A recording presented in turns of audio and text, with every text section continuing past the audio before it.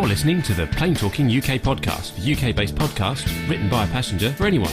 And here are your hosts, Carl Stebbings and Matt Smith.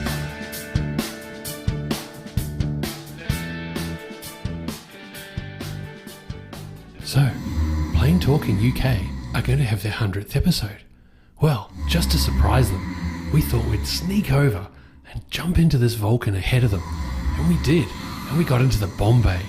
So Steve and I got a really fast plane and came all the way up from Australia. Quite a flight. And we got here ahead of the boys. It took a couple of helicopters and everything. And I'm really got to say, I'm pretty tired. In fact, Steve's so knackered, he's fallen asleep. So we're here in this Bombay, but we're going to surprise the guys. And we know they're about to start, so we're going to leap out and surprise them and say, dudes, happy 100th. Woo, this is fantastic. So, now, let's see. How do I get out of a Bombay of a Vulcan?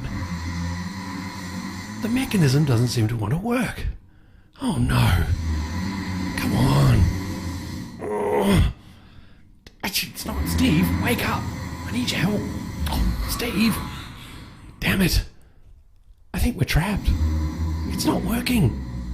Oh, guys. Guys. Damn it. It's not working. We're trapped in here. Oh, this is going to backfire. Just when we're going to surprise them. It was such a big one. 100 episodes. That's so cool. Oh, well. I'll keep trying to find the... I don't think I'm going to get out of here in a hurry. I might as well catch up on some sleep, just like Steve. Oh, well. Better luck next time. And welcome to episode number 100 of the Plane Talking UK podcast. I'm Carl Stebbings, and joining me in what is one of the most iconic aircraft in the world is Matt Smith. This is the weirdest location we've ever been in our lives. Oh, I tell you, this is an absolute treat for us. We have been treasure. royally spoiled by the City of Norwich Aviation Museum here in Norwich, just outside the main international airport of Norwich. And like I said, me and Matt are actually on the, or inside the Vulcan XM612. Well, and for very complicated reasons, we'll give you a little tour. We're going to release some videos after we finish this of how it looks and stuff, because there's not a great deal of amount of space in here. So we'll show you what it looks like afterwards. I think is the best thing to do. But as you say, it's well, as I say, our studio has literally hit the road. It's just bizarre, isn't it? So we've got quite a few people in the chat room. David's in the chat room. Ray Davis over in Australia. Glenn. And we've got Nick, Captain Nick's in the chat room. Captain Al's in the chat room. Masha over there in the Netherlands is in the chat room. Thanks for joining us all this morning. And Captain Al has just told us that the sound and audio is the visuals are all good. Excellent. That's good. Well, that's a relief, seeing as we've already started. Yeah, so, I don't know what we do if something goes wrong. I've got to be honest, because Matt has been in complete tech overload this morning, setting up all the equipment for today's show. Oh, I knew it was going to be hard work. I had no idea it was going to be this much hard work. But anyway, all I can say is that the staff here at the museum have been nothing but fantastic. They've been so generous with their time and tea and coffee. I know, we have had tea and coffee by the museum. It's been absolutely really fantastic. These guys have looked after us. They have. But look at where we're sitting, Matt. We are sitting on in somewhere where a lot of people probably haven't never sitten before. Absolutely. I'm just looking at the other shot. Innocent families are just wandering around airplanes, having no idea what's going on. They're probably innocent families wandering around, wondering what we're doing here. Yeah, absolutely. Yes, I'm wondering what we're doing here. But like I said, we will publish a video later of where we are sitting, behind the scenes video. But literally in front of where I'm sitting here now are the captain and first officer's seat on the Vulcan in front of us there. Amazing. And like I said, behind us here, navigator's area here with a desk. Obviously, you can probably see if Matt puts his camera on, he's got all his governors behind him. Yes, I have. Yes, all the PC and everything. Towers all hidden away. Let's just say this: the Vulcan has pretty much come into the 21st century. I think with all this equipment. Had a couple of minor upgrades since we arrived, but they're only temporary. I promise. Nothing. Oh, we've got another one in the the chat room. Jenny, Jenny's just joined us in the chat room in Yeah. Rome, over in Italy, in Rome. So hello to you in Rome. She says she's actually coming into Norwich in a couple of days' time. Yeah, Jenny's coming over to the UK soon. Yeah, so she's coming back to the UK soon. Yeah. Fantastic. And this Dr. Steph, also Dr. Steph over in the US. From the Airplane Geeks, from the APG crew. Dr. Steph's in the chat room. So hello to you, Dr. Steph. Thanks for joining us this morning. It's probably very, very early for Steph, or very late. I don't know what the time is in the US. I don't know. Sure. Yeah. So no, it is a truly epic. It's 5 a.m. It is 5 a.m. It's 5 a.m. It's morning. Anyway, enough of this. We need to kick off the show because we have got a very important interview. We're going to interview a chap here who knows his stuff about the Vulcan. So we're going to interview him later. And we've also got lots of listener feedback for our 100th show, which has been sent in to us by you guys, the listeners, which will be awesome to listen to.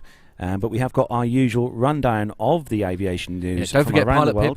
Pip as well. Yes, sorry, we have got a segment as well. Yeah. Believe it or not, ladies and gentlemen, we actually have a running order today. That's how carried away we've got. We've actually got a running order as to which we're going. So we're aiming to do the interview around about 11 o'clock if you are watching live on YouTube. Closely followed then, so just before that, we're going to play out Pilot Pip's segment. Yeah, we have had a segment from Pilot Pip. We have. Which is pretty cool. So anyway, I'm waffling. I'm sorry. I'm a bit nervous. We need to crack on. So we're going to start the show then as we do each week. Not quite from a Vulcan, but we're going to start the show as we do each week with our rundown of the weekly news from around the world and the UK. So if you're ready, Matt. Yes, let's do this. Let's go.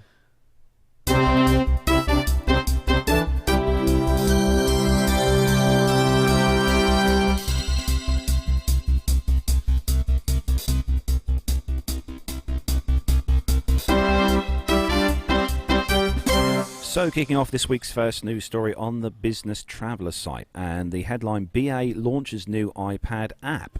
So, British Airways has launched a new iPad version of its mobile travel app, with extra features including 3D globe for flight searches. Users can create a viewing plan for the in-flight entertainment on their flight by dragging and dropping for the menu of available TV shows, movies and music. The interactive 3D globe allows travellers to search and book flights, and boarding passes can be downloaded with a barcode produced in each of the iPad's 4 corners. And you can also use this at the gate as well, which is awesome.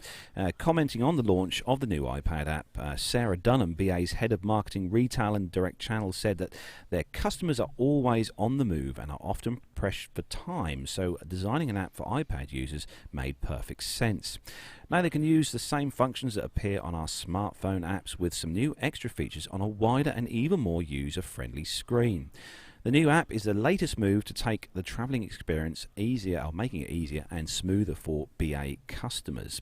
The BA recently updated its travel app to include a reward flight finder feature and introduced a new mobile boarding scanners at Heathrow Terminal 3 and Terminal 5 for use with its Apple Watch app as well.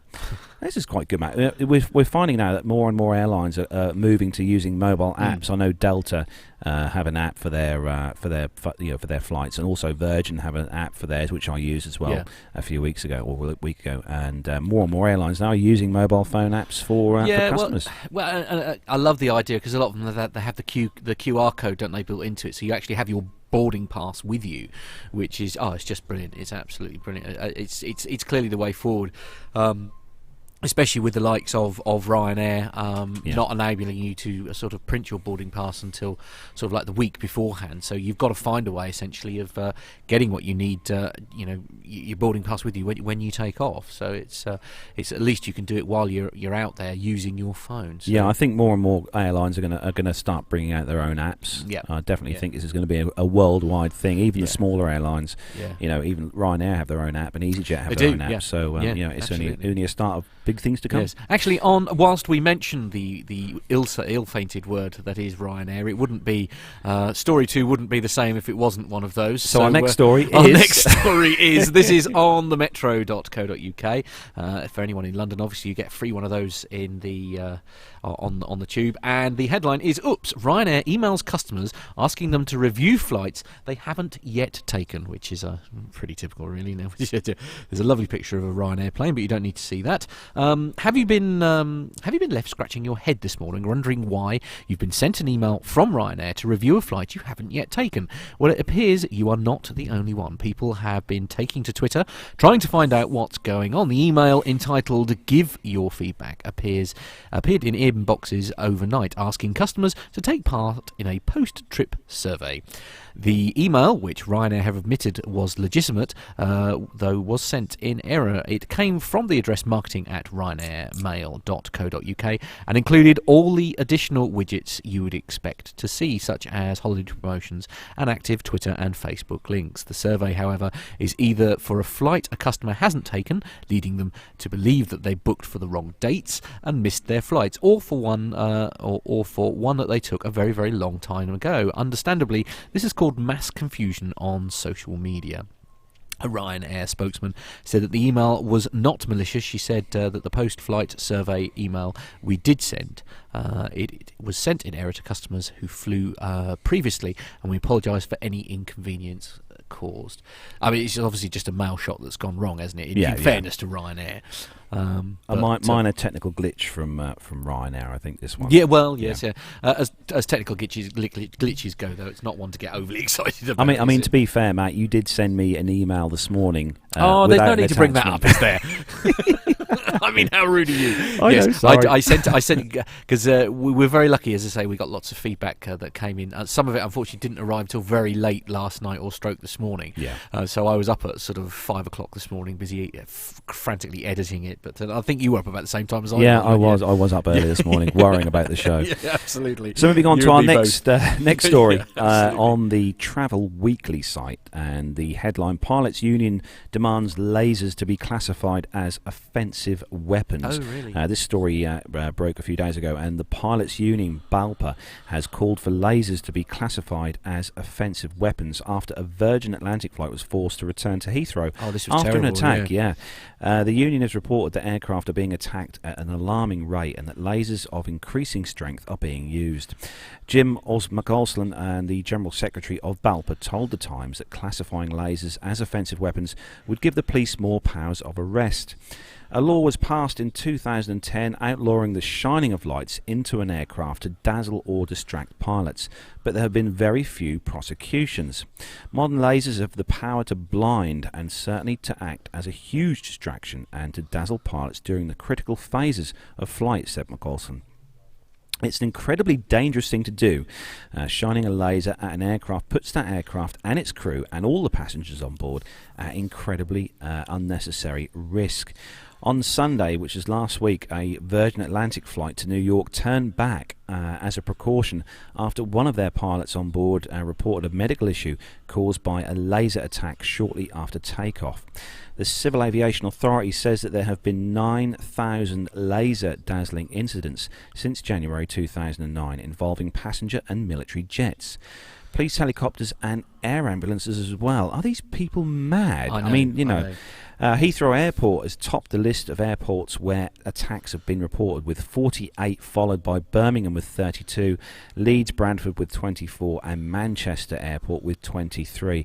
This is a story now, Matt, that we've been covering this now for weeks and weeks and weeks, and since last year, really. Yeah. And these attacks are increasing, and there needs to be bigger fines, and I think a longer jail term for these people who are doing this with these lasers, because at some point it's going to either seriously injure a pilot, or something worse. So this needs to be addressed. I mean, I was chatting to some of my friends actually, as I say, because obviously the story made major news, didn't it? Because a Virgin Atlantic flight was turned round and had to go home. One of the things that has been a bit of an issue, because I've been chatting chatting about it to various friends and that, and they thought, is it a bit of a major overreaction? But the trouble is you don't really know, do you? If you are literally being blinded by a laser, you don't know what damage has possibly been done. No. And you could argue, especially if the pilot is then complaining that he's got immediate headaches and things like that. I mean, you can't just ignore something like that. Yeah. I mean, that Virgin flight that was affected by the laser last week, there was actually an ATC recording that was released, and they actually played it on the news media stations, and you actually heard the pilot make the pan call, and turn around and obviously burn fuel off and land straight back at the airport. So. But as you say, it's one of those things, isn't it? You do worry that they aren't going to do anything about it until it's too late. Well, Glenn Towler in the chat room, on YouTube has said that they should bring back hanging. Right. What for said laser, incident? For said instance, yeah. Yes, fair enough. I can understand why that's where he's gone with that. And good morning to Mark Harvey as well, who's joined us in the chat room. Fantastic. The chat room's filling up rather nicely. Really good, actually. We've got a really impressive. I can't believe that where we are essentially it's in a very bizarre. large field, and we're successfully broadcasting to YouTube. It's absolutely crazy. Dear. It's bizarre.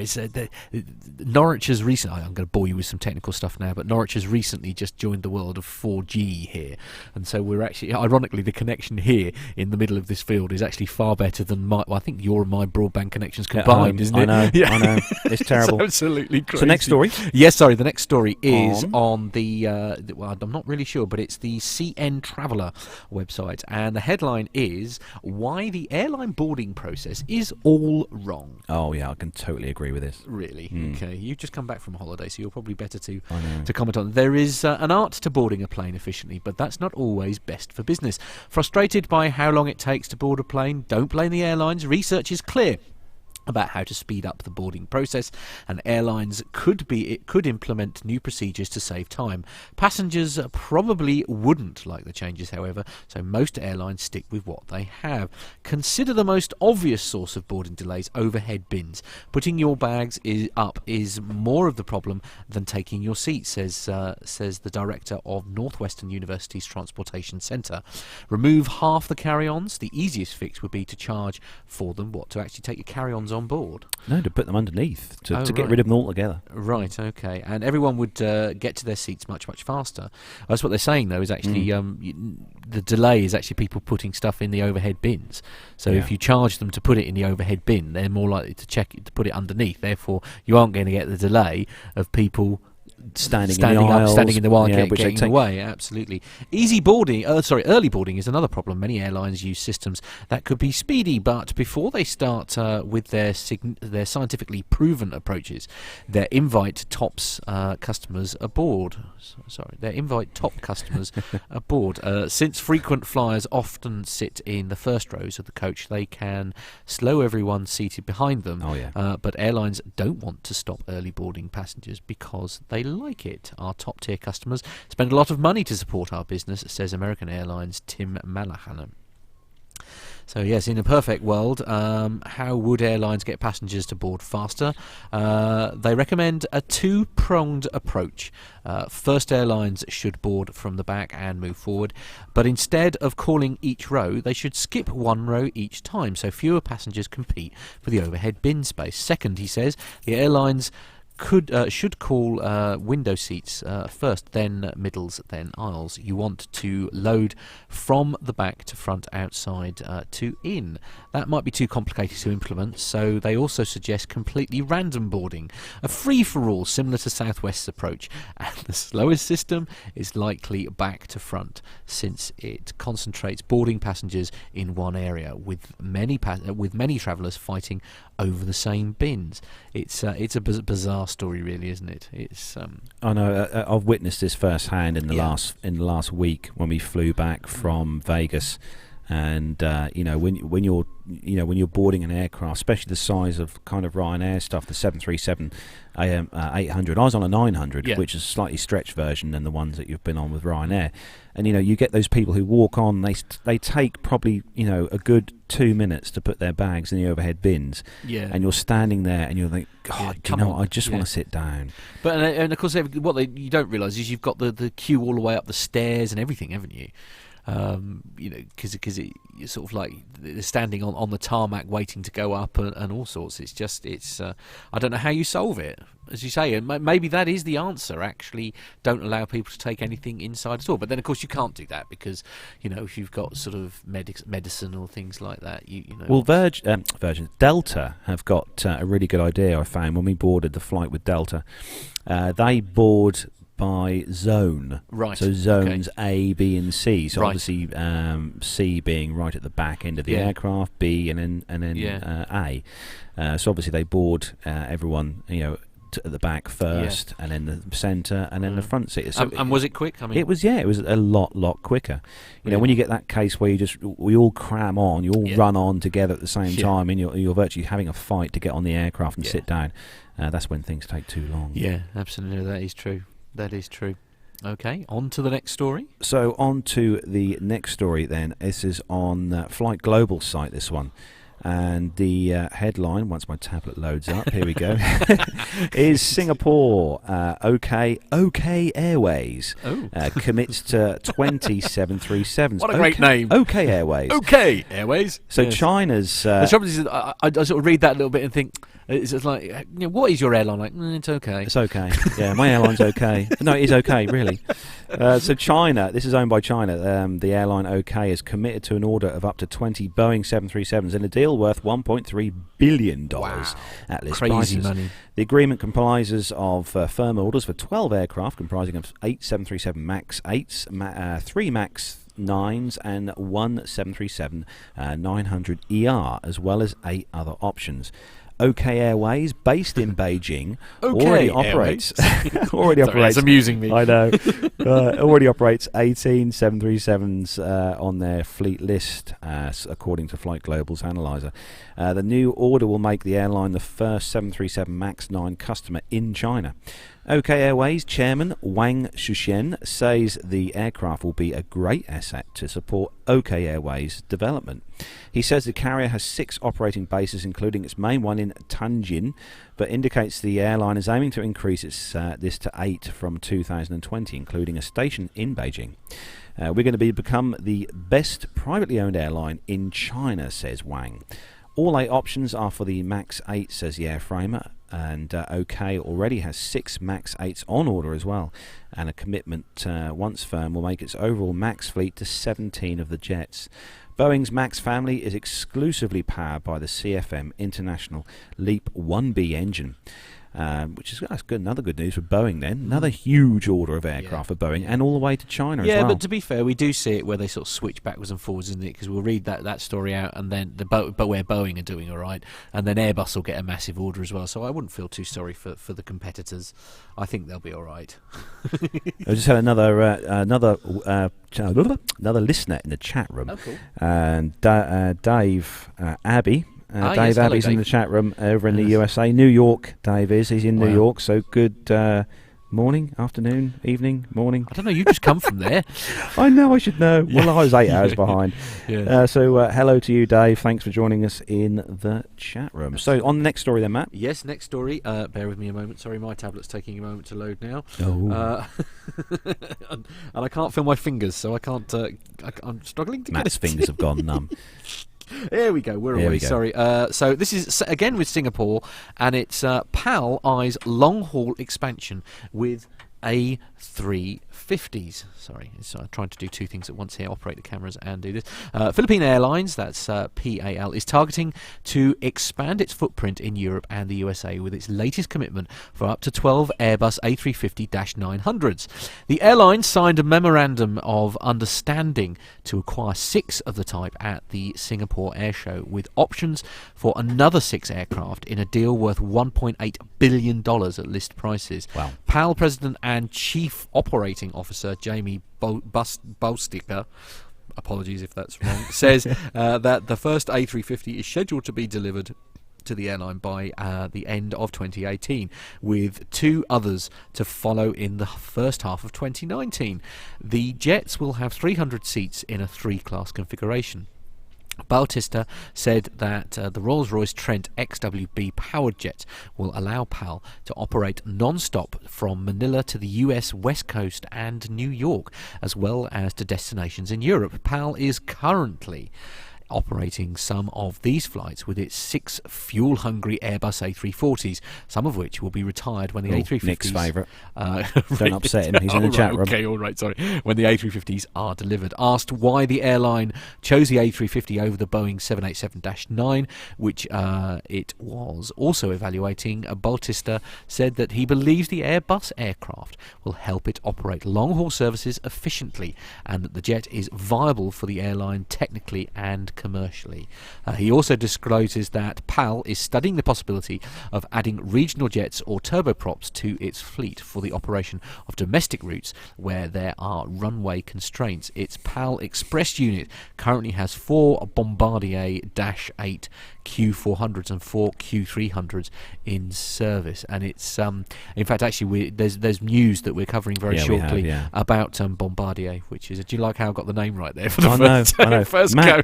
Matt normally says Bombardier. Bombardier. It's Bombardier. I know. Told off he's learning. I know. I am getting there. So good news there for Airbus then with the A350 orders. They're obviously competing. They are literally head to head, Boeing and Airbus, with these orders, which are growing and growing. Every time we do a show, I think there's another airline has ordered either the 737 Maxes or the A350s or the A321 Neos, new engine options. Absolutely. So that's really good news for them. Absolutely. Before we move, can I get you to try and bring that story up, because I'm struggling to do it? Yeah, I'll do that. Yeah, I've got that here. Don't panic. So, the joys of doing it live in a cockpit where we haven't got our usual creature comforts. So next on the news is on the breaking travel news site, and headline: Aeromobile brings in flight connectivity to Swiss passengers. So leading the in-flight connectivity provider Aeromobile has partnered with Swiss to allow its passengers in all cabin classes to use their mobile devices to call, text and browse the internet at 30,000 feet. As you do. Aeromobile is a registered mobile network operator which enables airline passengers to roam in flight. That sounds a bit weird, doesn't it? Roam in flight. Through this partnership with Swiss, passengers will be able to use their own mobile devices in flight just as they would on the ground. The first fully connected flight entered service in early February 2016 with a Boeing 777-300ER. Swiss will roll out further Boeing 777 aircraft with in-flight connectivity in the coming months, travelling to destinations including New York, Los Angeles, San Francisco, Hong Kong and Bangkok.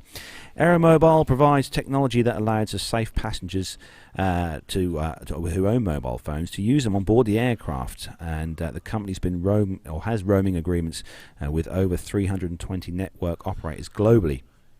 This allows passengers from over 145 countries to use their phones in flight. Since 2008, 36 million passengers have successfully connected to the Aeromobile network in flight, and the service is simple to use as passengers simply turn their mobile phones on to connect to a network and are billed directly by their mobile operator. Prices are comparable to international roaming rates, and this is something that we had on board the Virgin flight that we had, Matt, out of Gatwick a week ago. What, the ability to send text messages? Yeah. Once the aircraft climbs above 10,000 feet, the Wi-Fi or the enabling service is switched on, and you can then send texts and make phone calls.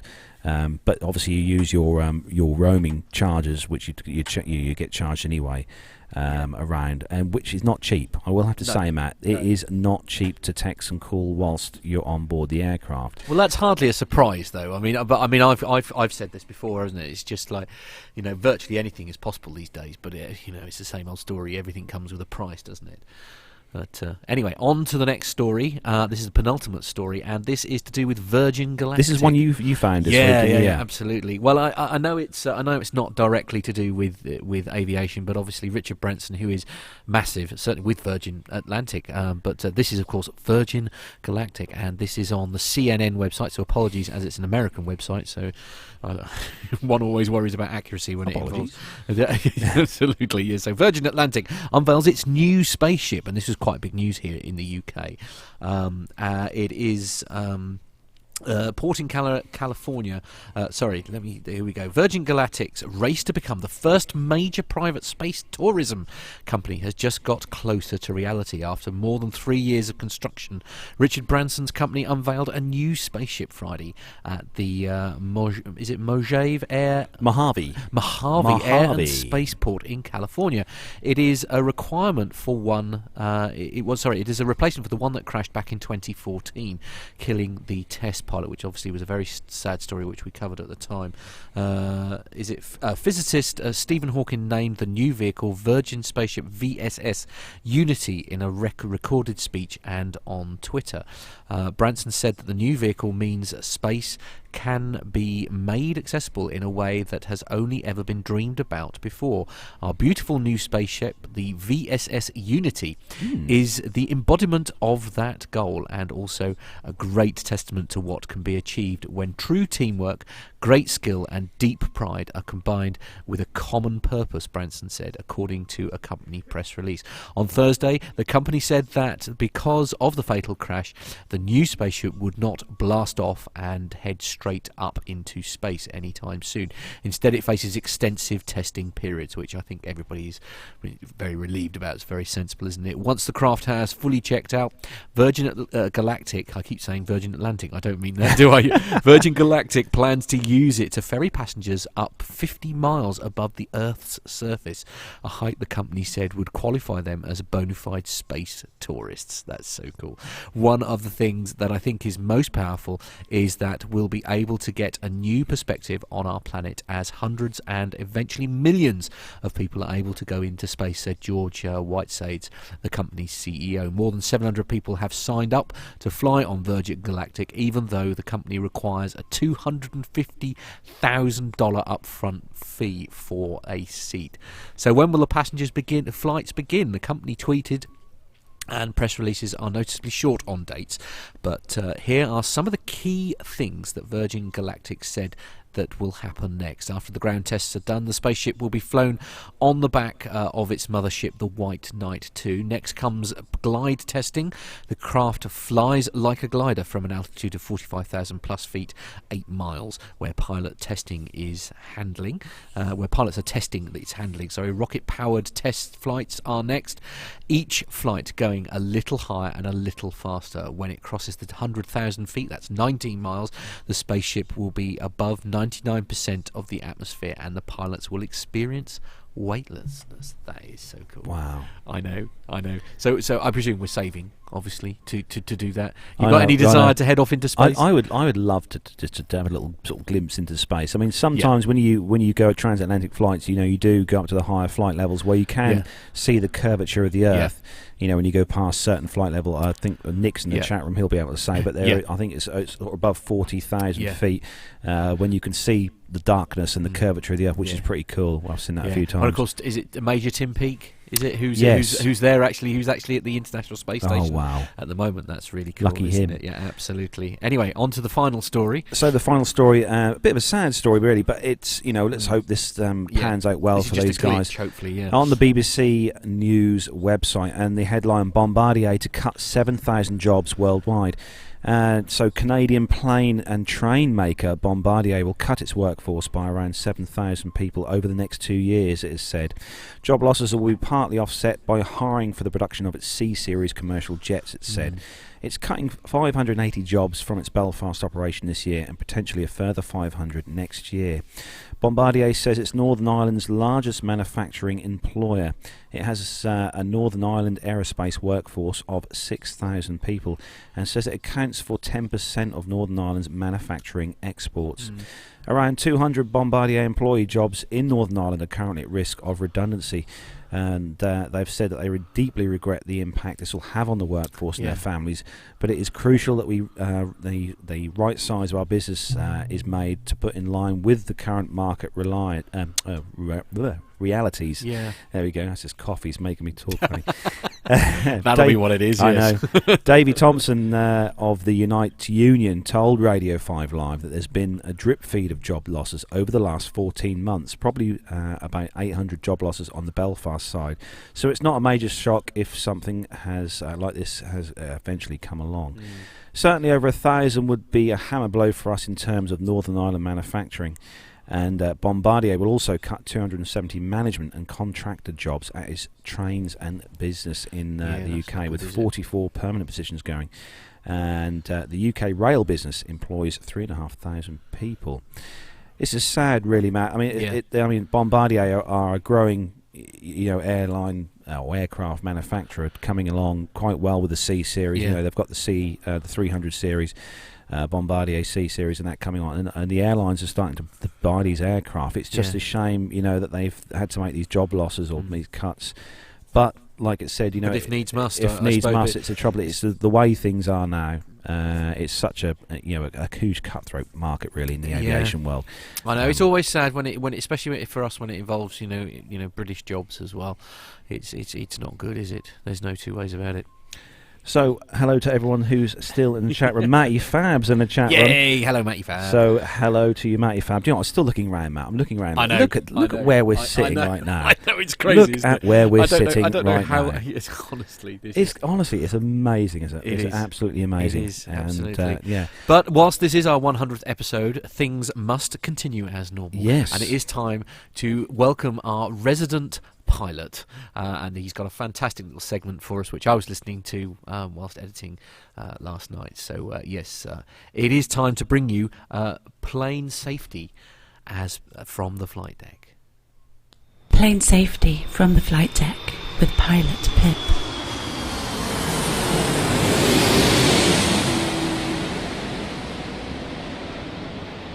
Hello everyone, it's Pip here with my segment for the 100th episode of Plane Talking UK. Wow, 100 episodes. Guys, well done, congratulations on coming so far. I'm so jealous that I'm not able to be there with you at Norwich Aviation Museum, sitting up in that wonderful Vulcan aircraft. Unfortunately, I'm working, but it's just fantastic. I wish you all the best. I hope you have a great day, and I'm looking forward to many hundreds more episodes. I really do listen every week. It's my main source of aviation news. I don't read the magazines, the Flight Globals and all this. I just rely on you guys to give me the news. Listeners, it takes a lot of time and commitment and money as well to put these podcasts out. And to do it every week really does take quite some commitment. So I'm very pleased to have been able to watch the show develop over the years and be rewarded with the huge listenership you've now got. And I'm very grateful, of course, to have been involved in just a very small way with the podcast over the episodes. It's been a lot of fun for me doing these segments. But in celebration of the 100th episode, and given your location right now, sitting up in the cockpit of the most iconic of British aircraft, I thought I would do a little segment all about the Vulcan and its most, perhaps at least its most glorious hour. And that's, of course, Operation Black Buck, the RAF mission to liberate the Falkland Islands back in 1982. So not so much of a safety from the flight deck segment, just more of a tale of daring do straight out of the boys' own stories. So let's go back to the early days of 1982.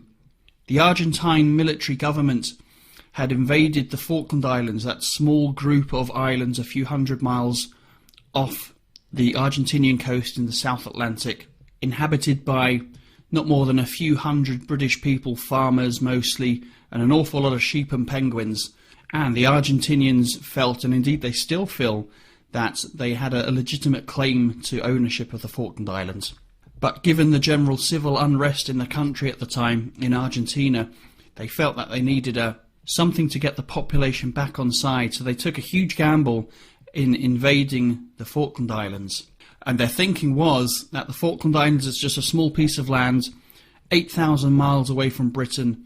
Were we really going to go to all the effort to try and regain the Falklands, given its immense distance and its relative strategic unimportance?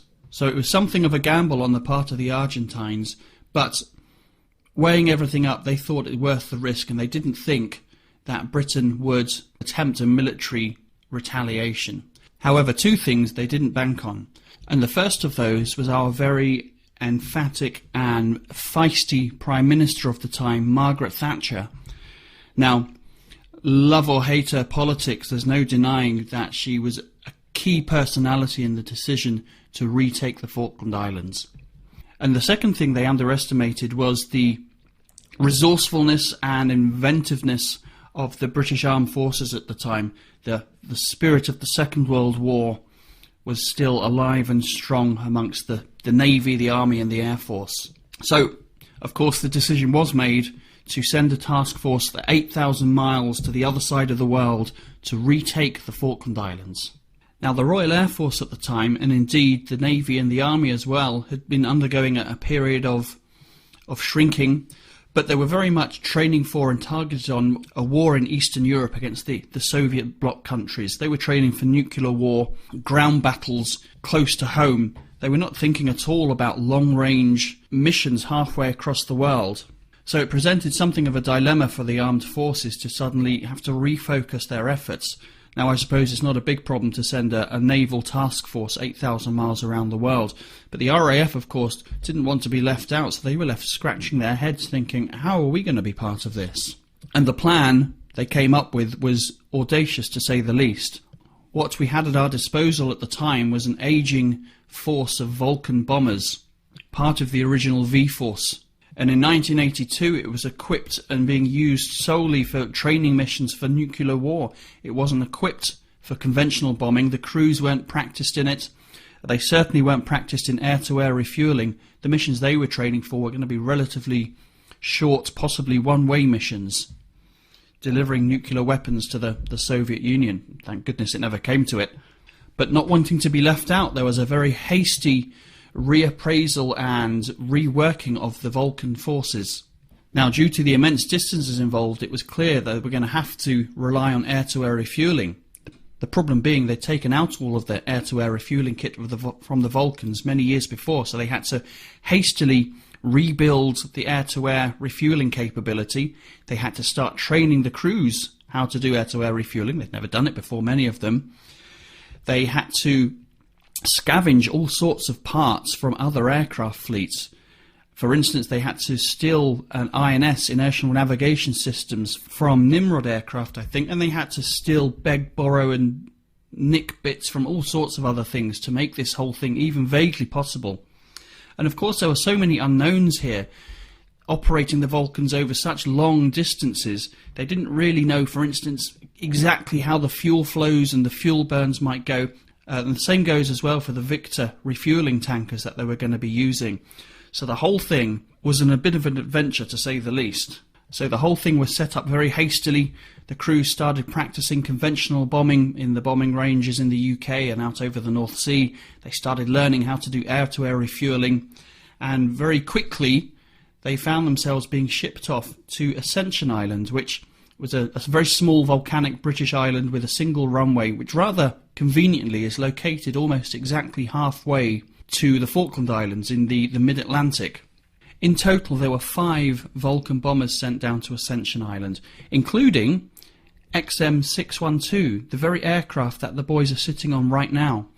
Although it didn't actually take an active part in the bombing missions, it was there, ready to rock and roll. It was one of the standby aircraft, so a little bit of history there for you, chaps. And the rough plan was this: 2 fully laden Vulcan bombers would take off with the intention that only one of them would actually reach the Falklands. One of them would be a backup in case something went wrong. And those 2 were going to be supported by about a dozen Victor air-to-air refueling tankers. The idea being that Victors would refuel Victors, which would then refuel other Victors, kind of like a collapsing deck of cards, to be left with just one fully laden Victor tanker, which would then do a final refueling on the Vulcan just before its bombing run. It was a hugely complex operation, and as I say, they were not entirely sure of the numbers. And actually, as we'll see in a second, it didn't turn out exactly as planned. Now, there were actually 5 bombing missions that the Vulcans undertook, although it's really only the first one that gets all the stories and all the acclaim, being the most famous of them all. So it was Operation Blackbuck, and the first of them took place on the night of the 30th of April, the 1st of May, and this was really the start of the Falklands War proper. So on that first mission, sitting in the bomb bay of each of those 2 Vulcans were 21 1,000-pound bombs, so over 9 tons of high explosives, which combined with the full fuel load of the aircraft meant that they were actually some 2.5 tons over their maximum takeoff weight. And because Ascension Island out in the mid-Atlantic in the tropics is a relatively hot place, the overloaded aircraft would have had to run their 4 massive 20,000-pound Bristol Siddeley Olympus engines up to over 103% of their rated power on the ground to even get the aircraft airborne. So you can imagine the scene in the dark night, sitting on the volcanic island, the runway lights stretching across into the distance, and the howl of that wonderful howl of the Vulcan engines, and the slow acceleration as it limped down the runway and slowly got into the air. And as I say, the plan was for only one of the Vulcans to actually make the attack. The second aircraft was intended as an airborne spare in case of a failure in the primary bomber. And to fly the distance and return, each mission required the support of those 12 Victor tankers. The Victors, of course, themselves originally being nuclear bombers, but years before having been converted to tankers. This was an aging fleet of aircraft, remember. So as the 13 initial aircraft of Operation Blackbuck got airborne, that's the 2 Vulcans and 11 tankers, the requirement for the spare Vulcan quickly became apparent because the primary aircraft soon had a pressurization problem. The rubber seal around one of the windows went and they couldn't hold pressurization, which meant that they had to drop out. They had to return to Ascension very early on, which meant the reserve aircraft XM607 then became the primary bomber. Also, one of the Victors had to turn back as well due to a mechanical problem with the refueling system, and that aircraft was also replaced by an airborne spare. So there were 11 aircraft remaining which started to fly south-southwest across the long Atlantic, 4,000 miles across the Atlantic in the dark with some pretty archaic navigation equipment. Now, despite their relative lack of experience with air-to-air refueling, the tanking went largely well up until the last but one of the refueling slots. The by now 9 depleted tankers had returned to Ascension Island. Remember, there were tankers refueling other tankers in order to be able to refuel the 1 Vulcan. So they'd all returned, leaving just the 1 Vulcan and 2 Victors left. And the last of the Victors, which was refueling the other one, actually had a bit of an incident. Its refueling probe was broken in turbulence. So the 2 aircraft reverse rolls, the broken one successfully returned to Ascension, leaving just the 1 Vulcan and the last Victor, XL189, commanded by Squadron Leader Bob Tuxford. But they had some concerns regarding the probe breakage, and they thought perhaps the drogue, the refueling drogue, had been damaged in the accident. So they weren't sure if they were going to be able to take on fuel themselves. So they weren't sure if they were going to be able to make it back to Ascension, but they carried on. And in fact, due to much higher fuel burns, they actually carried on way past their point of no return. The commander, Bob Tuxford, took an executive decision that they were going to carry on to ensure the success of the mission, carry on to be able to refuel that Vulcan the one last time so it had the fuel it needed to complete its bombing run. However, it left them with not enough fuel to get back to Ascension Island. By now, the Vulcan XM607 was close to the Falklands, descending to just 300 feet above the sea in order to reduce the risk of detection by Argentine radar. And then just 40 miles to the target, pulled up, climbed to 10,000 feet for the beginning of the bombing run. Of course, navigation over 4,000 miles of featureless ocean is very difficult, but it proved to be phenomenally accurate, as they were right on course and right on time and on target. And they flew across Port Stanley airfield, the military airfield on the island, at 10,000 feet and released the 21 1,000-pound bombs. There was no enemy action, there was no anti-aircraft fire, they didn't mount any sort of attack on the Vulcan at all. They were taken completely by surprise.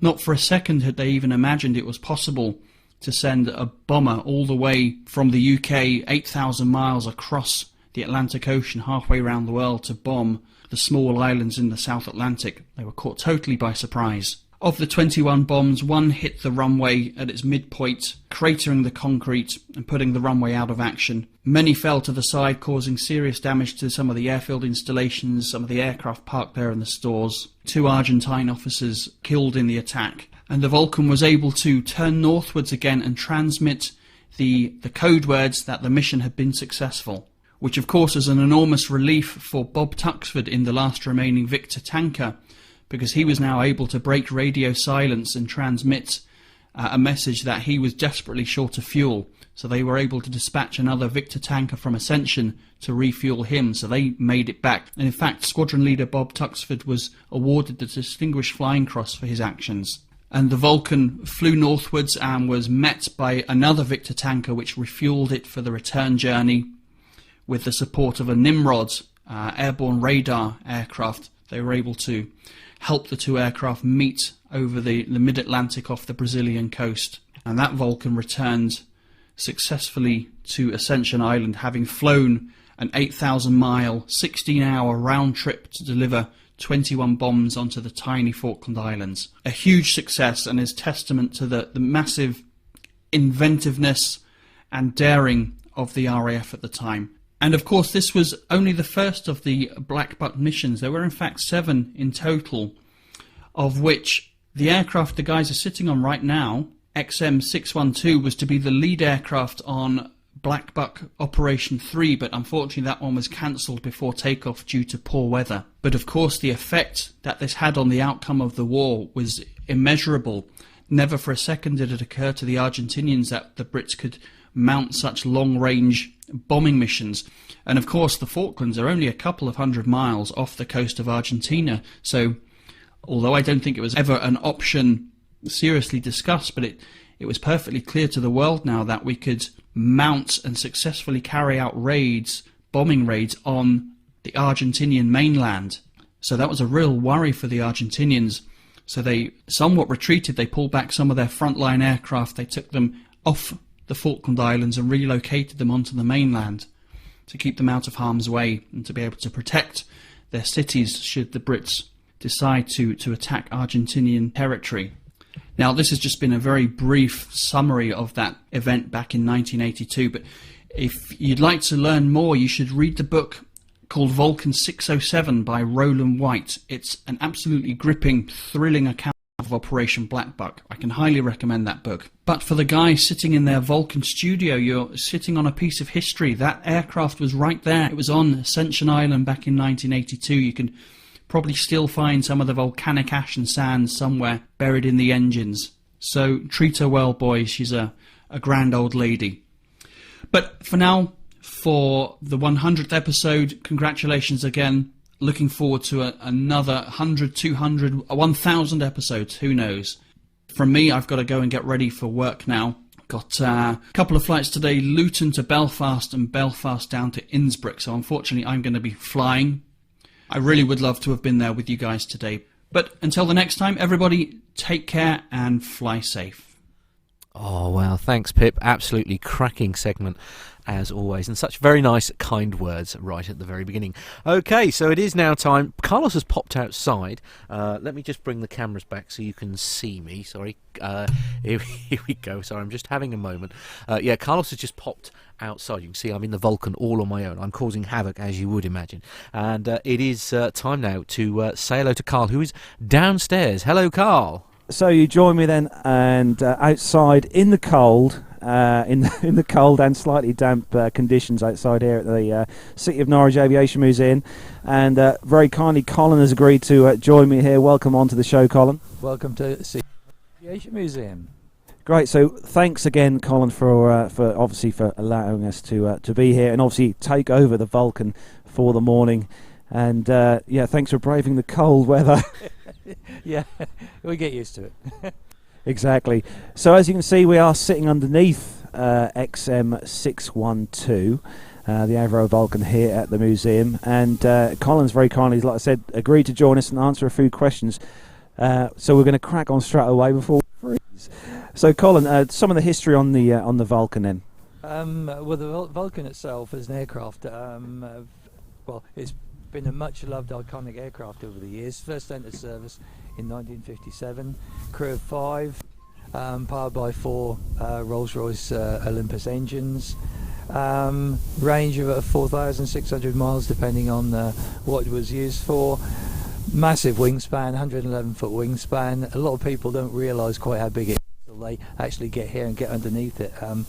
But yeah, there's some of the general stats, and one of the things that people I forget is that it's only 10 years younger than the Lancaster bomber, so technology moved on apace back then. Well, and so a bit of the history then, Colin, on the aircraft we're sitting underneath right now, X-Ray Mike 612. Yeah, our particular aircraft delivered to 9 Squadron at Coningsby in 1964, configured in white at the time. In 68 it spent a month at Boscombe Down before moving to Waddington Wing. Then it's prepared for the Falklands in 1982. It's prepared for 2 missions back then. One was aborted because of a faulty window seal, and the other one was cancelled because of weather conditions at the time.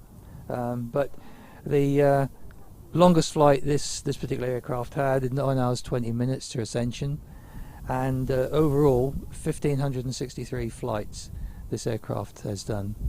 So wow, it's done a few miles. It's done a few miles, yeah, on the clock, yeah. Oh, well, so you said that this was originally in white then? Originally white, yeah, and then at some point it was configured into its current colours. The underside, it appears, is the darker colour. They painted it darker for the Falklands missions.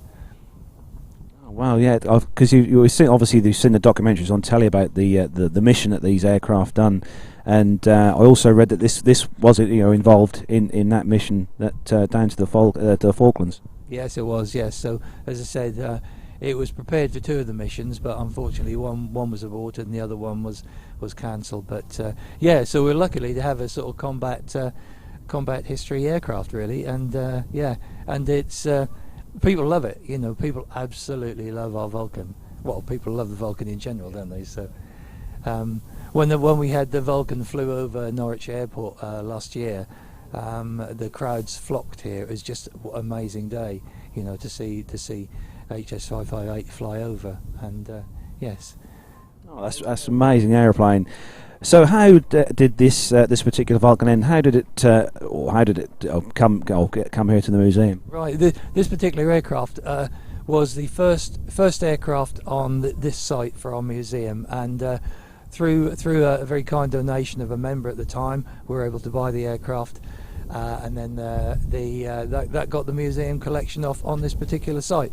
It was flown in next door at Norwich Airport, and it was towed into its present position, where we tried to look after it. So the Royal Air Force flew it in here themselves, or they have sort of? I assume it was that was back before I was involved, but I assume it was them. Yeah, back in 1984. Yeah. Oh wow! And I think there are some pictures on YouTube that shows that very briefly coming in there. I done a bit of research on this aircraft, and I saw as well that this particular aircraft, XM612, this actually flew into somewhere special to me, to the island of Malta, to Lucca Airport in Malta. Yeah, this actually flew into there, which was quite good, and that was when it was painted in the white colours then. Oh, right. Yeah. So what does it take, Colin, to keep this aircraft, XM612, open to the public?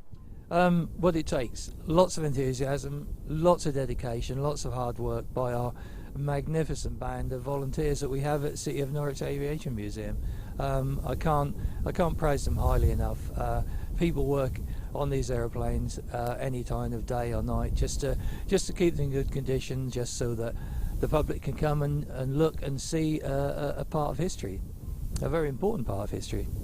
Because we'd like to point out as well to all the listeners watching the show and also listening to the audio podcast, this is one of probably the very, very few Vulcans in the country where people visiting the museum can actually go on board and up the steps onto the flight deck. Yeah, and I think that you said it all there. I think very few places that you can actually go in a military aeroplane and sit in the cockpit, and that's what people love.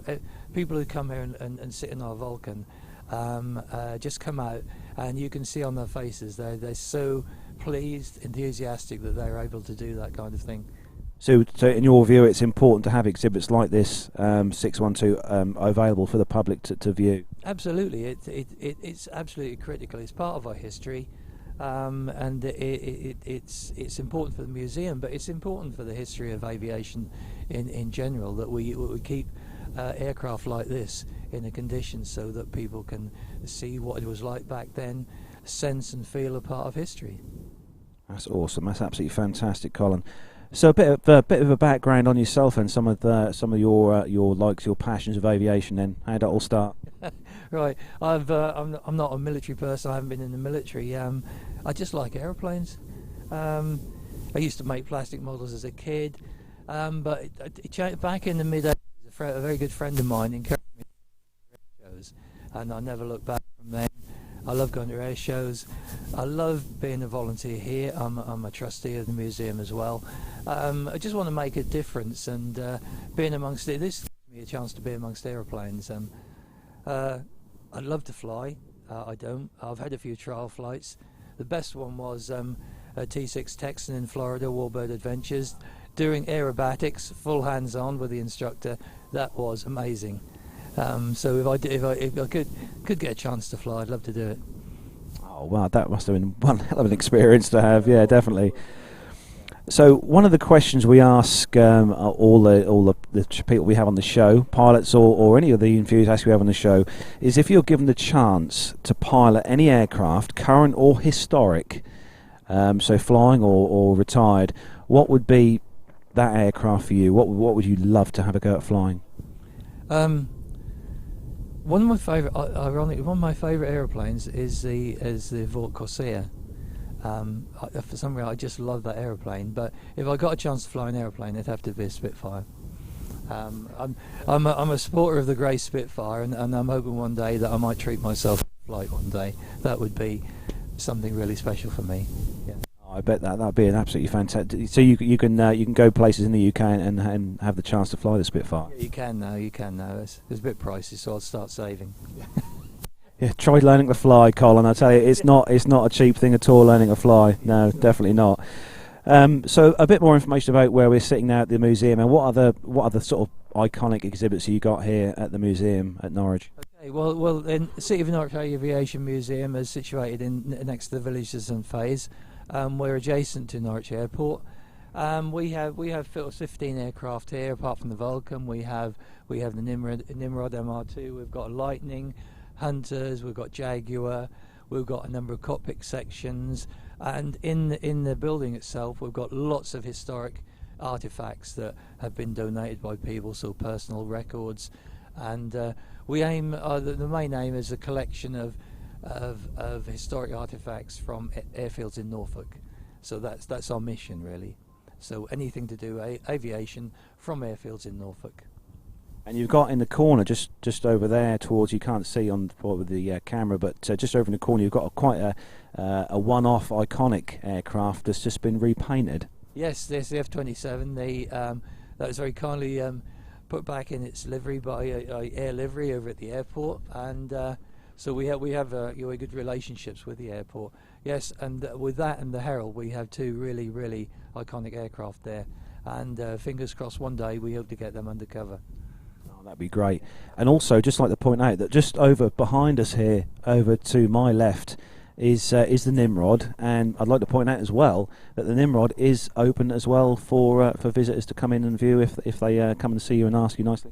Absolutely, yeah. We do tours around the Vulcan and the Nimrod. Yeah.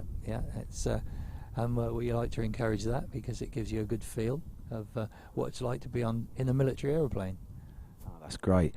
So a bit about the museum then before we close. Just where can everyone find out all the information and the various things so they can find you online? Right. If you go online, www.cnam.org.uk is our website, and if you want to email us, it's admin@cnam.org.uk, and that's CNAM.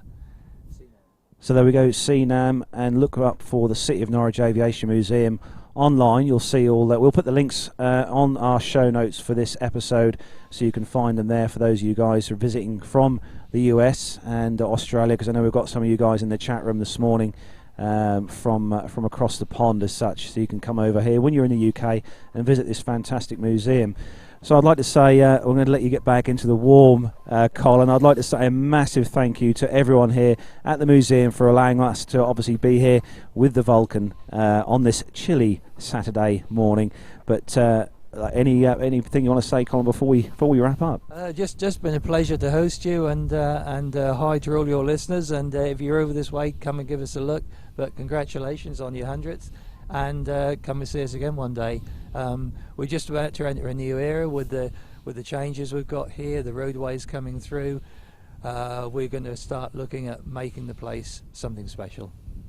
So that's it then, guys. Don't forget, when you're here in the city here, make sure you do come over to the City of Norwich Aviation Museum here, and for I mean, it doesn't cost hardly anything to get in here. No, that's less than a £5 to get in. There we go, less than a £5. It's absolute bargain. There's some of these fantastic aircraft here that you can come and see while you're at the museum. So from me, Carlos, I'm going to hand you back over to the studio where Matt is up in the Vulcan. And so from you, Colin. Goodbye, and thanks again. See you soon. Take care, and goodbye from me. Oh, fantastic. Well done, Carl. Well done, well done. Right, OK. We're going to be getting on with the military in just a couple of moments, but we'll be doing that right after these messages. The Plain Talking UK podcast is a voluntary project that aims to keep you informed with the latest aviation-related stories from newswires across the globe. Producing our content does cost money though. If you enjoy our show, why not help us keep on the air by making a donation towards the server and website hosting fees through PayPal. Any contributions would be greatly appreciated. Are you an Amazon user? If so, why not do your shopping through the link on our website? There's no cost to yourself, and Amazon pay us a small referral fee on qualifying purchases. To find out more about the show and to meet the team, take yourself to our website www.plaintalkinguk.com, or find us on Facebook at facebook.com/plaintalkinguk, on Twitter via @plaintalkinguk, or get in touch via email on podcast@plaintalkinguk.com. Thanks for listening.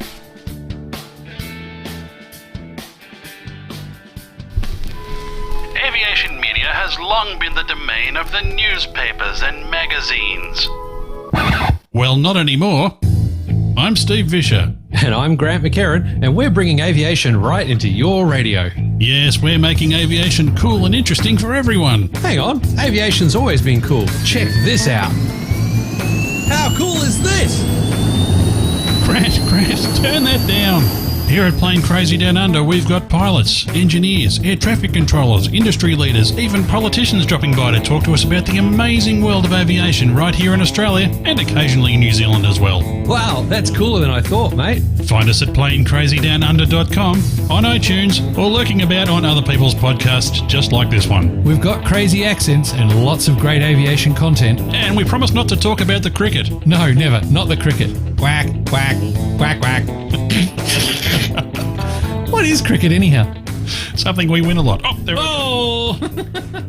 Oh dear! Of course, we heard from them right at the very start. I know of the we show, did. We heard from Grant. Steve was fast absolutely. asleep. Yeah, as well. That seems to be how he is always from the way you talk to them. Anyway, welcome back to the Vulcan. Hello, I'm back in the Vulcan. Hello, yes, everyone. absolutely. I'm just waving there. Hello, everyone. I am back in the Vulcan, and big thanks to Colin as well for braving the winter weather. Yeah, fresh is the word. Fresh weather outside. Absolutely.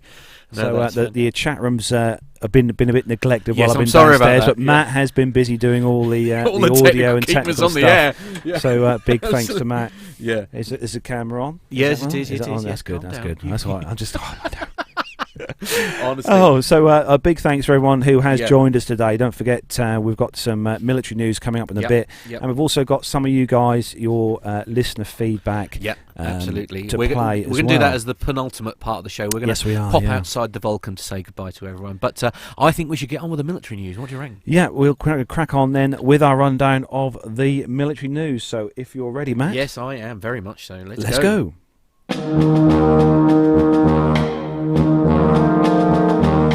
We're just whiz.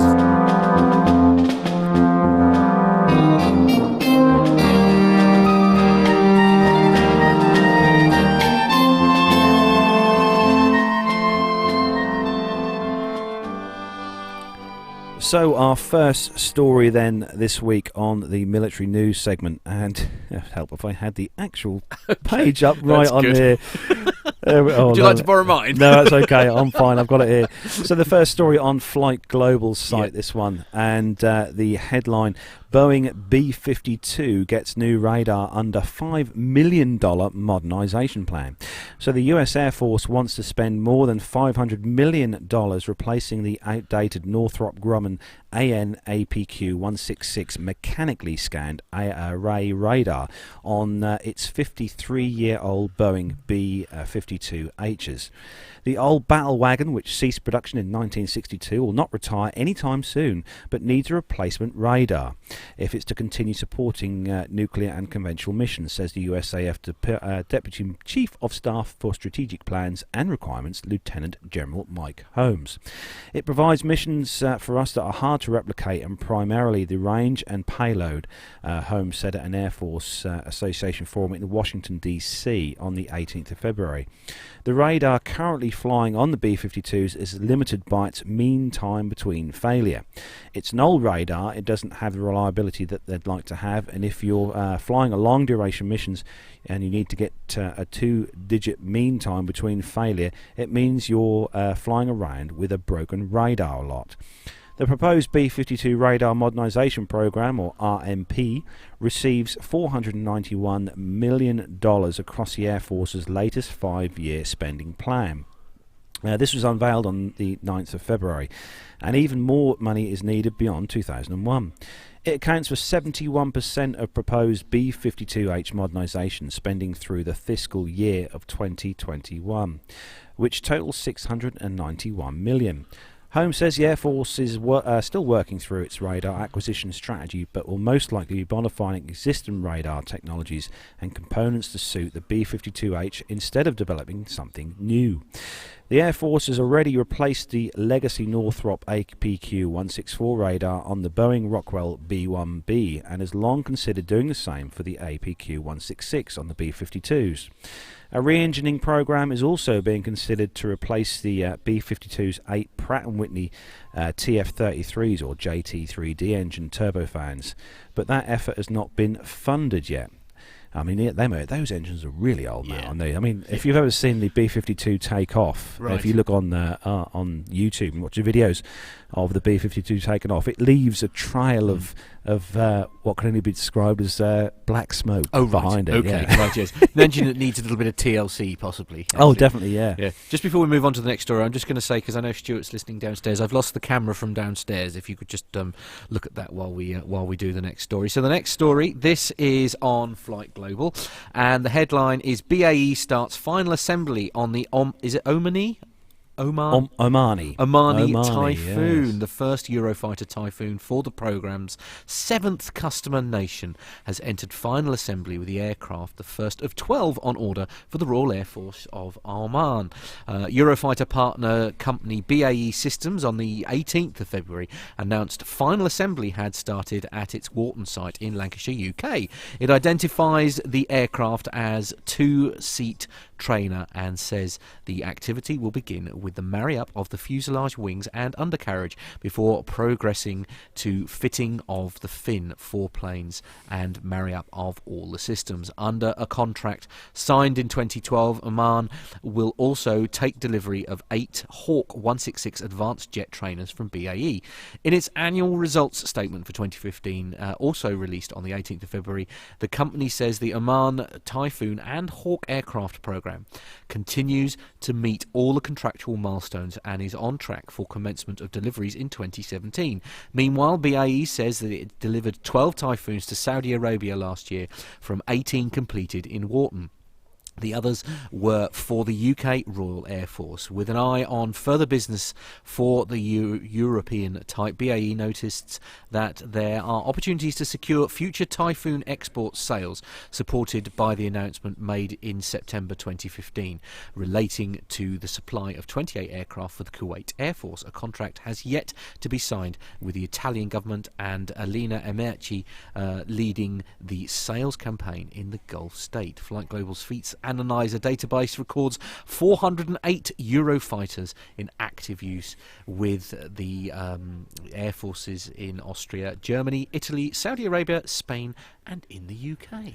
So in the chat room, then Grant McCarran, that chap there from Australia, from the Playing Crazy Down Under podcast. Grant actually put about the last story, the B-52 story, that he's put that at least it's got lower emissions than the Volkswagen. Very controversial. Excellent. Oh dear! Well done, you. Thank you for that. Absolutely. Yes. And Ray Davis has put he likes the jumpers we're wearing. Well, they're jackets. They're jackets, absolutely. They're jackets. Company wear. Company wear. Absolutely. Or podcast wear. Oh, definitely. Yeah. How's Stuart doing down there? I don't know. He's disappeared. Oh, he's disappeared. Okay. So next story then. He still hasn't wiggled with the camera like I asked him to. He? You see? Yeah. Has he not done the camera? Okay. How rude. So the next story then on the Royal Air Force's site, and the headline: 10,000 hours in the air for the Puma 2. So Wednesday the 17th of February marked a significant milestone for the Puma Force as they reached a staggering 10,000 hours flying for the Puma 2. The extensively upgraded helicopter declared an initial operating capability in February 2015 and just over 3 weeks later deployed it to Afghanistan in support of Operation Trawl, the ongoing NATO training and support mission. Today, the Puma Force reached a collective total of the 10,000 hours for the Puma 2 helicopter, and declaring the full operating capability in January 2016. The Puma Force has maintained a continual readiness for contingency operations and a national standby commitment alongside the ongoing Afghanistan deployment. Emphasising their key contribution to defence, the Operational Trawl Aviation Detachment alone lifted more than 15,000 passengers and over 36,000 kilograms of freight during 2015. Group Captain Simon Patterson of the Puma Force, Commander and RAF Benson Station Commander, said the achievement of 10,000 flying hours since the introduction of the Puma 2 helicopter capability highlights the remarkable commitment and excellent teamwork by the squadron personnel, the project team, industry and others to achieve the goal alongside the continuous detachment in Afghanistan. This has been exceptional and reinforces the importance of support helicopter capabilities to defence. Now, this is a helicopter that one of my favourite, the Puma. I think this is an awesome-looking helicopter. It's also used a lot in maritime rescue operations as well, the Puma. It's quite a good helicopter for that. It's also good at lifting things that are very heavy as well, the Puma. Yeah, absolutely, yeah. Bit of a beast. Yeah, but 10,000 hours in the air, good. That's good. That's good. That's good. High mileage one now, I think. yeah. Mileage is you'd want the air miles to go with that. Oh yeah, definitely. Yeah, the air miles would be great for that. Yeah, you get some free flights. So on to our last story in the military segment. Yeah, this is on the Royal Air Force website, and it's RAF Tornado flies in desert pink to mark 25th year on desert operations. Pink. Wow, I don't know what is desert pink. Well, I really don't know. I think because when the I think it's when the Tornado was obviously deployed into the desert. Yes. In sort of Kuwait and stuff. Yeah. Obviously the sand is kind of that kind of pinky golden colour. Yeah. So they painted the Tornadoes in this colour to kind of blend in, I think, really. Really? A bit of camouflage, yeah. Wow. Anyway, the story goes 25 years since the Royal Air Force helped liberate Kuwait from Saddam Hussein's forces. An RAF Tornado GR4 has been painted in the iconic Gulf War desert pink paint scheme to honour the aircraft's type. Almost continuous operational service since then. On the 28th of February, that is the... sorry, apologies. Sorry, I'm just having a moment. I'll start that again, shall I? Yeah, 25 years since the Royal Air Force has helped liberate Kuwait from Saddam Hussein's forces. An RAF Tornado GR4 has been painted in the iconic Gulf War desert pink paint scheme to honour the aircraft type. Almost continuous operational service since then. On the 28th of February, the 25th anniversary of Saddam's forces' withdrawal from Kuwait, the aircraft is planned to stage a flypast at the National Arboretum at an event honouring the British forces involved in the Gulf War. The Desert Pink Tornado, number Zulu Golf 750, is based at RAF Lossiemouth with the is it 15 Squadron, I think? Yeah, 15R Squadron, which saw active service during Operation Granby, the UK's code name for the Gulf War. The aircraft carries 11 battle honours on its tail, recalling the Tornado's almost continuous service from operations worldwide since 1991. Air Marshal Sir Stephen Hillier, that's a fabulous name, it's Sir Stephen Hillier. Sir Stephen Hillier. Chief of the Air Staff Designate, said, having flown the Tornado on operations, it is wonderful to see this aircraft in a paint scheme marking 25 years of almost constant deployed operations for the Tornado force. It has consistently been at the forefront of the RAF's attack capability and continues to make an enormous contribution today on operations in the Middle East against Daesh, operating alongside the Typhoon, and will continue to do so until its planned exit from service. I look forward to my time as the next chief in the Air Staff. Next chief of the air staff. That's sorry. It's been a long morning. He's overcome by he's just overcome by the fact we're in a Vulcan. That's what it is. Absolutely, a brilliant story, really. And there's some fantastic. Unfortunately, I can't show you the pictures because that was one technical step too far for me this morning. But yes, it's fantastic in the desert pink. It's sort of like a sandy colour, isn't it? I think is what they mean. Yeah, and they've got that. They've painted on the front end of the jet that kind of teeth, the shark teeth. So it looks rather menacing. It certainly does, absolutely. But yes, no, that's it. Well, that is the end of the military segment. Yes. So all we have left to do then is we've got some fabulous listener feedback. We have played for you now, and then it's time to wrap up. So if you have sent us in, if you've been kind enough to send us some voice feedback, we're going to play that out for you right now.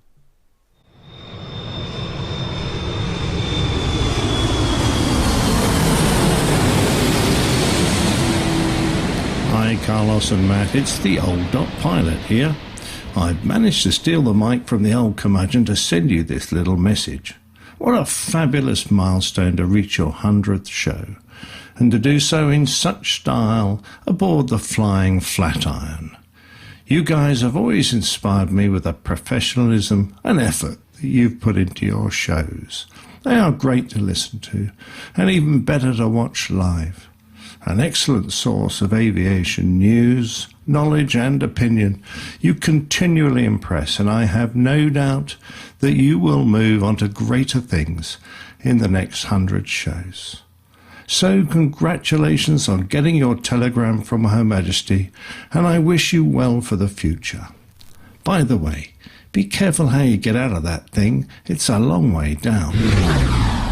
Hello, Matt and Carlos. This is David Abbey in New York, USA. I want to say congratulations on 100 episodes. I look forward to your podcast each week and your banter and your guests, and learn a lot from you guys and from the other great podcasts like APG and the Airplane Geeks. And I love how you mention them a lot and sometimes have some of their guests, their hosts on your show. It's really, really good. So thanks a lot for your continued effort, entertainment, education, and Pilot Pip is a great asset to your show as well. I enjoy his podcast as well. So looking forward to that great podcast from the Vulcan. Have a great day, and looking forward to 100 more. Take care, guys. Hello, Carlos and Matt. It's Glenn Towler here from New Zealand. Congratulations on your 100th episode. Here's to another 100 episodes. Always a big joy listening to you guys, and try and get in the chat room whenever I possibly can. And hopefully you really enjoy your tour of the Vulcan. Anyway, keep up the good work. Cheers. Hello Carlos, hello Matt. This is Jenny in Rome. I wanted to congratulate you on reaching your 100th podcast, and to thank you for all the fun and games and enjoyment that you and your guests provide for us listeners. Hello Carlos, Matt, Simon and Pilot Pip. It's Ray from Down Under here. I just wanted to take this opportunity in wishing you all a happy 100th show. and congratulations on reaching this massive and epic achievement. And I hope that there will be 100 many more episodes like it. Take care, all the best, and catch you all on the flip side. Hello Carlos and Matt, this is Sjoerd Bakker from the Netherlands. I'd like to congratulate you guys on number 100. That's no small feat. Thank you very much for all the podcasts, and I hope there are still many to come. Bye bye. Good evening, Matt and Carlos. My name is Will. I've been listening to your show for a while now. I found you after listening to the APG. Searched for more aviation-based podcasts and really enjoyed what I found when I came across yours. Congratulations on 100 episodes. Really good achievement. The show is really good, really well put together. Great format, really polished. And I just really enjoy listening to you on a Monday morning when I get to work. Just a little story about my interest in aviation, how I came to look for these sort of podcasts and get involved. And basically it stemmed from this time last year, pretty much to the day. My wife and I went across to Asia and did a little tour of Thailand and Cambodia. Prior to that, perhaps this will involve you a little bit here, Matt, in the sense of I had a fear of flying. Quite a strong one. I've had it for as long as I can remember.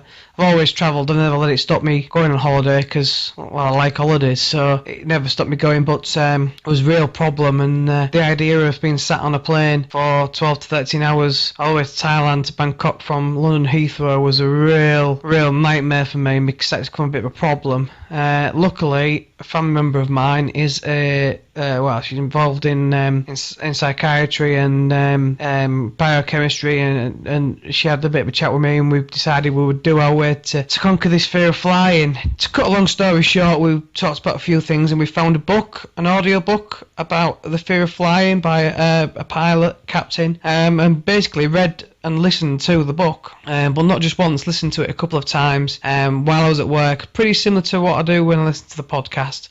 Just went over it a few times and understood, and then basically researched more about flying and started to understand more about flying. And the more I understood, the better it was really, and the more I became interested in it. So much so that when we actually got to go to Thailand, we flew on a 777 with BA. I thought it was really interesting when we got onto the plane, and all the sounds and different things that I'd heard. I knew what was going on, and the fear really wasn't there, and it was a real pleasure in the end. And while I didn't have to get totally drunk to manage to stay on the plane, although I did met the most of the complimentary wines, I really enjoyed the flight, and ever since I've been really interested in flying and really got into it and become a bit of a plane geek really. So just a little story there about how I came into flying, and since then I've taken on private pilot lessons, and I'm only a few in. My main interest is in commercial aviation really. I do like aircrafts and things, but it's just a massive step. If I would have told myself this time last year that I would have gone and taken private lessons, and nobody in my family would have ever believed that. And I flew on my own for the first time ever. I'm 30, and I flew up to Dubai to see my wife, and my mother-in-law lives there, on a 318. It was a real pleasure, and it's just a real great experience that I think everyone should enjoy and take part in this. And if anyone is out there who has a fear of flying, and please just educate yourself, because this is a really safe form of transport, and it's an absolute privilege and an absolute honour to be able to fly as easily as we can and as cheap as we can, if it's short haul hopping on the 737 and things like that. So that's a little bit about me. Keep up the good work. Congratulations once again. Enjoy your time on the Vulcan. We went to see it last year when it came up north. I'm from Hull, so it did a little flyover over the Humber Bridge, and then it did a part of the air show at Cleethorpes. It was a fantastic bit of machinery, and it would be greatly missed. So enjoy your time there, enjoy the rest of the show, and thanks again. Hi Carlos and Matt, it's Captain Al here. Just a very quick message to say congratulations on achieving episode 100. Fantastic work. The show just gets better and better. Have a great day today. Cheerio.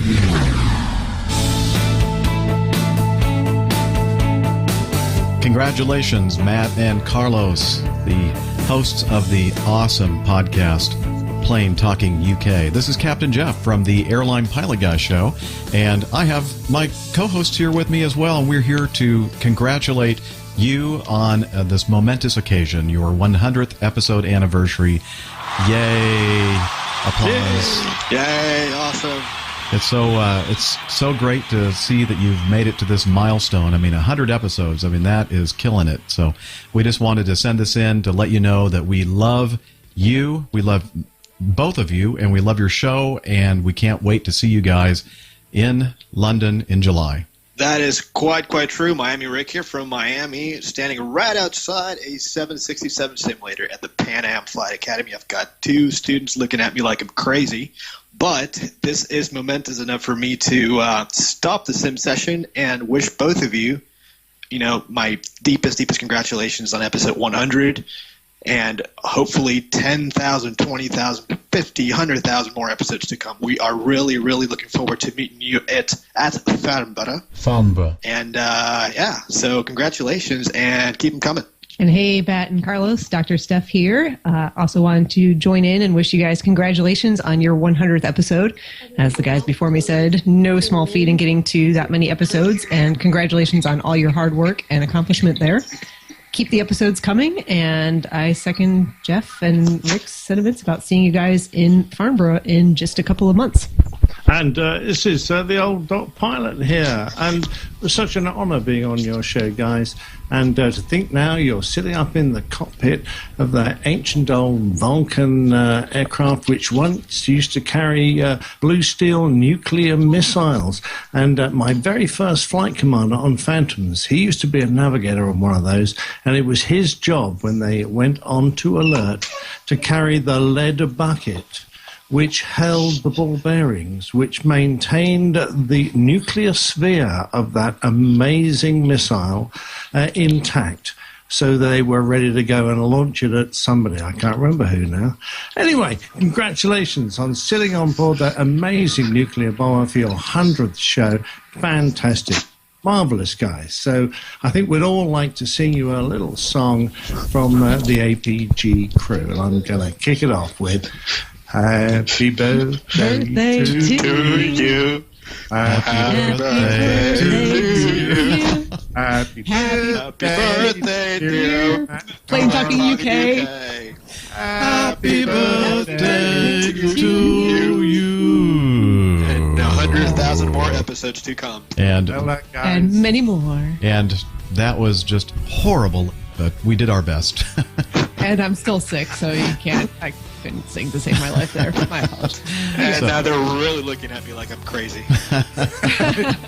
You are crazy. Well, hey, we're all crazy aviation people. So again, thanks again, Carlos and Matt, for such a fantastic program, and we look forward to seeing you in July. God bless. Absolutely, guys. God bless. Woohoo! Take care.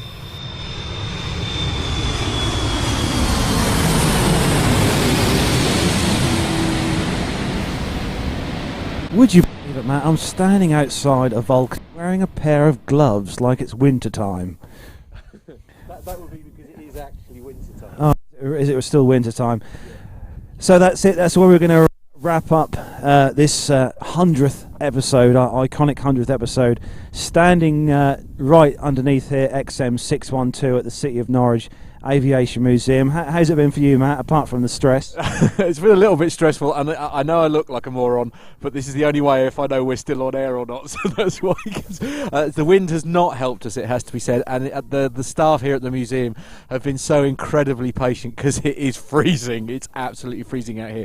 In fact, it's just starting to snow here in Norwich, so it's not great, but it has been an absolutely epic 100th episode, as I say, and thanks to the museum staff for making it so special.